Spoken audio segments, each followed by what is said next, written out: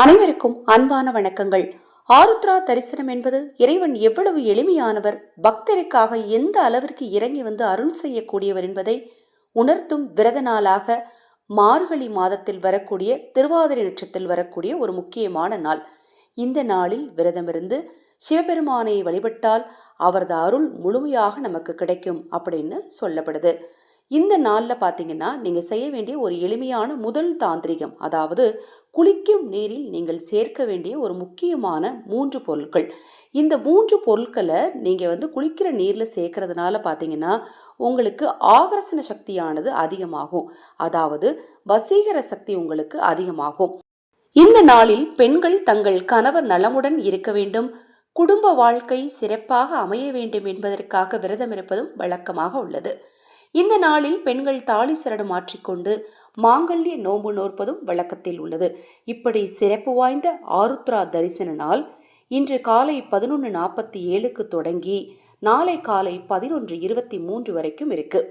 இந்த நாளில், அதாவது நாளைய தினம் காலையில் நீங்கள் குளிக்கிற தண்ணீரில் நாளைய தினம்தான் பார்த்தீங்கன்னா ஆருத்ரா தரிசனம் அனுஷ்டிக்கப்படுது. இன்றே ஆரம்பமானாலும் காலையில் சூரிய உதயத்தின் போது எப்போ அந்த நட்சத்திரம் இருக்கோ அப்போ தான் வந்து பார்த்தீங்கன்னா அந்த நாளானது அனுஷ்டிக்கப்படும். நாளைய தினம் இருப்பதனால நாளைய தினம்தான் ஆருத்ரா தரிசனம். நாளை காலை குளிக்கும் நீரில் இந்த 3 பொருட்களை, வசீகர சக்தியை அதிகம் பெற்றுக் கொடுக்கக்கூடிய ஏலக்காய், கிராம்பு, அன்னாச்சிப்பூ, இது 3மே பார்த்தீங்கன்னா நமக்கு நிறைய சக்திகளை, பிரபஞ்சத்தின் சக்திகளையும் தெய்வ சக்தியையும் இழுத்து கொடுக்கும். அதே நேரத்தில் நம்மக்கிட்ட இருக்கக்கூடிய கெட்ட சக்தியை வெளியேற்றும். இந்த 3 பொருளையும் ஒரு சொம்பு தண்ணீரில் இன்று இரவே கூட போட்டு வைக்கலாம், தவறு கிடையாது.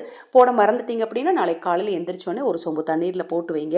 ஒரு 20 நிமிடம் கழித்து அந்த தண்ணீரை எடுத்து நீங்கள் குளிக்கிற தண்ணீரில் கலந்துட்டு அந்த பொருட்களை கால்படாத இடத்துல அப்புறப்படுத்திடுங்க. இதை பொடியாக்கி அந்த பொடியுமே நீங்கள் குளிக்கிற தண்ணீரில் போட்டு குளிக்கலாம். இவ்வாறு குளிப்பதனால் சிவனின் அருளை பெறுவதோடு மட்டுமல்லாது, மறுபடியும் சொல்றேன், உங்களுக்குள் இருக்கக்கூடிய தீய சக்திகள் விலகி தெய்வ எண்ணங்கள் அதிகரிக்க ஆரம்பிக்கும். தாந்திரிக குளியலுடைய முக்கியமான விஷயமே தெய்வ சிந்தனைகளை நமக்கு தூண்டக்கூடிய ஒரு விஷயம்தான். இப்போ நான் சொன்ன இந்த பதிவில் உங்களுக்கு ஏதேனும் சந்தேகம் இருந்தால் 9344692042 இந்த வாட்ஸ்அப் எண்ணுக்கு தொடர்பு கொள்ளுங்க. நமது சேனல் சார்பாக ஆன்மீக வாழ்க்கை வளப்பயிற்சி எனும் புதிய வாட்ஸ்அப் குழு ஆரம்பிச்சிருக்கோம். அந்த குழுவோட லிங்க் இந்த ஆடியோக்குள் டிஸ்கிரிப்ஷன் பாக்ஸில் கொடுக்குறேன். நீங்கள் அதில் இணைந்து கொள்ள விரும்பினால் தாராளமாக இணைந்து கொள்ளலாம்.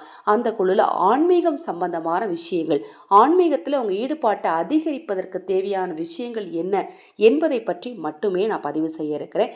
கண்டிப்பாக உங்களுக்கு பயனுள்ளதாக இருக்கும். இப்போ நான் சொன்ன இந்த பொருட்கள் பற்றி உங்களுக்கு ஏதாவது சந்தேகம் இருந்தாலும், அன்னாச்சி பூ எப்படி இருக்குங்க, ஏலக்காய் விதையோட போடணுமா, இது மாதிரி உங்களுக்கு என்ன சந்தேகம் இருந்தாலும் சரி வாட்ஸ்அப்பில் கேளுங்க. ஹரஹர சங்கர ஜெய ஜெயசங்கர, ஹரஹர சங்கர ஜெய ஜெயசங்கர, மகா பெரியவா திருவடிப்பாதம் சரணம் சரணம். இந்த பதிவை கேட்டுக்கொண்டிருக்கும் உங்களது அனைவரது வாழ்விலும் பெரியவா அருளால் நல்லதே நடக்கட்டும்.